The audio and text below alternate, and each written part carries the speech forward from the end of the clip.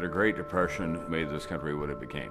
This kind of fear or concern that, gee, everything's going well, but everything could fall apart. It has been difficult for subsequent generations to really imagine just how awful and how deep and how long it was. You know, the Great Depression was so interesting because America had been on such a high for so long, and just, you know, the jazz age and everything was great and everybody was having a lot of fun, and all of a sudden it came crashing down. And I think that folks just sort of thought, is this the end of the American dream? Now, one might have said, looking around the United States in the 1930s, at the worst moment, there were 13 million people unemployed. You had people in soup kitchens, you had people unemployed, people were losing their homes across the country. The whole nation came to a standstill, and everybody looking at America thought, was it all a mockery? Was it all just an experiment that obviously didn't work? And what will America be now? Will they just be a marginal nation? Will they ever recover from this? The collapse of the infrastructure of a country that had really, up until that point, had been based on a sense of surplus, you know, a sense of there being plenty for everyone, must have instilled in people a real calling to redefine who we were going to be in our history, who we were going to be in the progress of this country. America was made up, again, of immigrants, of people who'd come from other forms of deprivation.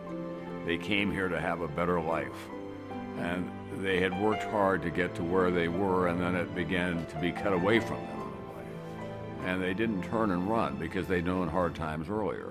I can assure you that it is safer for you to keep your money in a reopened bank than to keep it under the mattress. And we had a president, Franklin Roosevelt, who came in and served 4 terms during the Great Depression and also led us through World War II, who took demonstrative action to try to turn the country around. That's what we know as the New Deal, which at the end of the day was nothing more nor less than creating a set of institutions that were commensurate with the scale and complexity of the economy as it had evolved up to that time.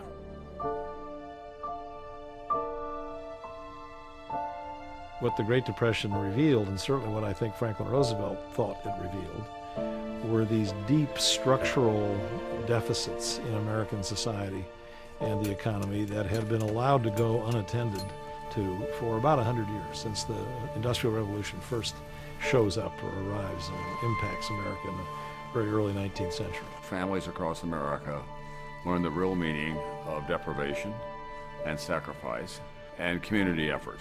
The American people showed great resiliency and great determination, and they drew an optimism out of the most pessimistic circumstances you could possibly have. And whether it was still that pioneer spirit that resided in many of the people, that hope for the future, that it's bad now, but if I keep working and keep plugging away, it's going to get better.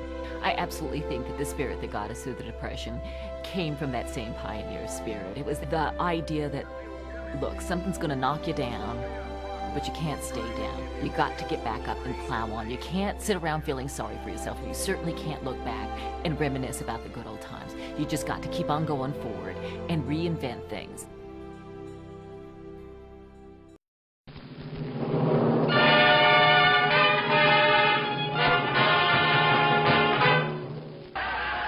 Are in the milling mart trying to prevent trucks from delivering needed food to the city. Outnumbering the police 10 to 1, they attack in gangs. The actual beginning of hand-to-hand fighting in which one deputy was beaten to death and scores were injured.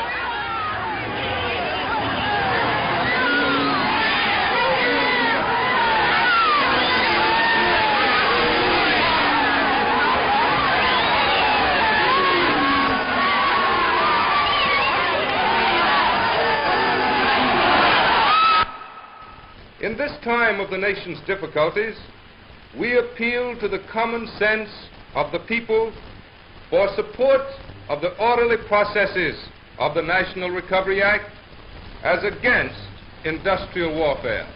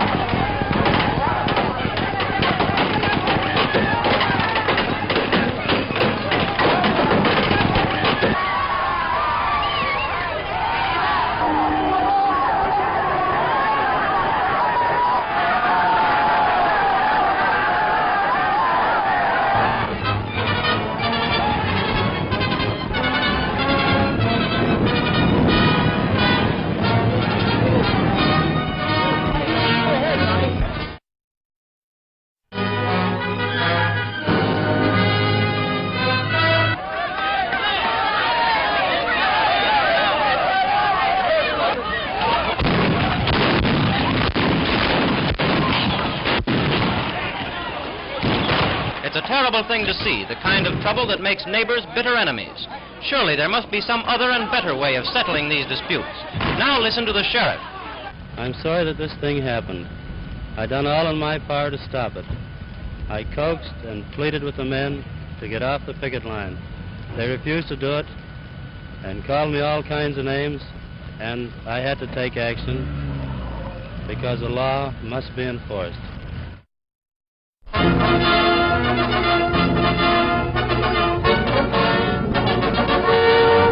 The most disgraceful scenes of disorder New York has witnessed in many years. The rioters, feeling they had nothing to fear from the police, attacked cab drivers, smashed cabs, and dragged passengers from them. Here they are hitting one of the drivers without being arrested, destroying private property on the streets of the world's largest city while the police stood by.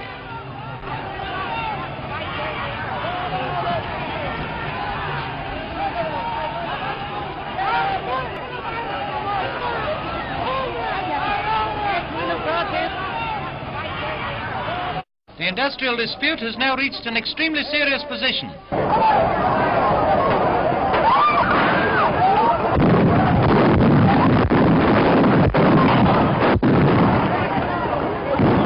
When morning broke, combat still continued against 500 men of the National Guard who were vainly attempting to quell the riot. Police and guardsmen found it necessary to use tear and nausea gas bombs, the fumes choking and blinding friend and foe alike, and even penetrating into the adjoining houses. Casualties were numerous. The authorities were eventually compelled to use firearms. 3 deaths are already reported. The Moshasuk Cemetery and the Central Falls saw some of the fiercest fighting. Both strikers and police took advantage of the gravestones as a protection from the missiles. And neither side could claim an advantage, and it's feared that greater loss of life will ensue. And I have said to our people, hit back! And I'm saying to you in Rhode Island, if you're hit, there is but one nose. Hit back! Hit as hard as you can!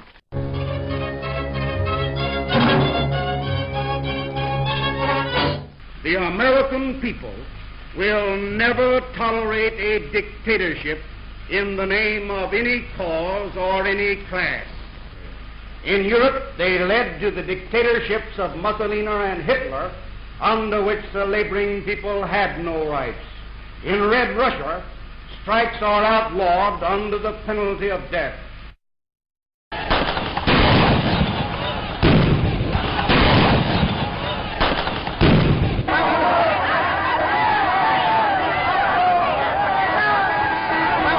We are asking for a general strike to keep organized labor on the Pacific Coast.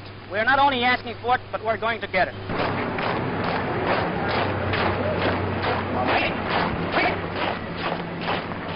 The California National Guard has been ordered into active service by our governor for the purpose of maintaining law and order in San Francisco and protecting life and property. This we propose to do at any cost.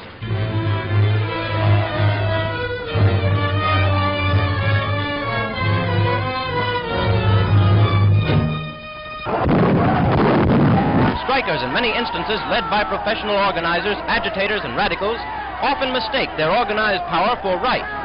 Those charged with the enforcement of law and the protection of property also may blunder, but the merits of no case can justify violence.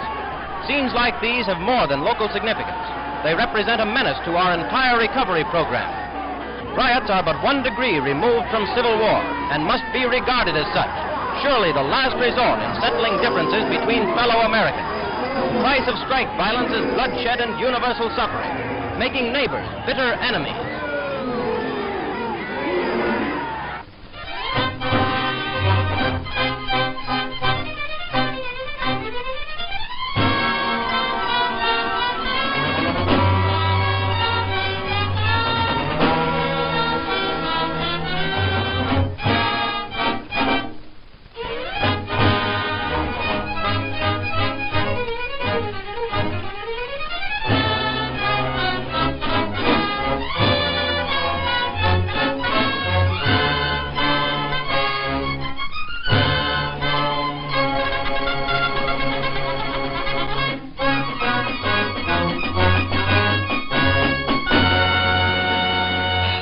Strike or no strike, my family comes first. I'm a textile worker, and I'm not making much money. But at least I got a job, and that's better than nothing. I earn $3.50 a week, trying to support a family of 4 on this wage. I've been a textile mill worker for 20 years. Today, I am doing more work and getting less pay than I ever did before. Detroit is yet another of the American cities to suffer from the present strike situation, and this particular demonstration attracts 60,000 people. But this number is a mere handful compared to the 138 millions who are affected by the spreading challenge to law and order.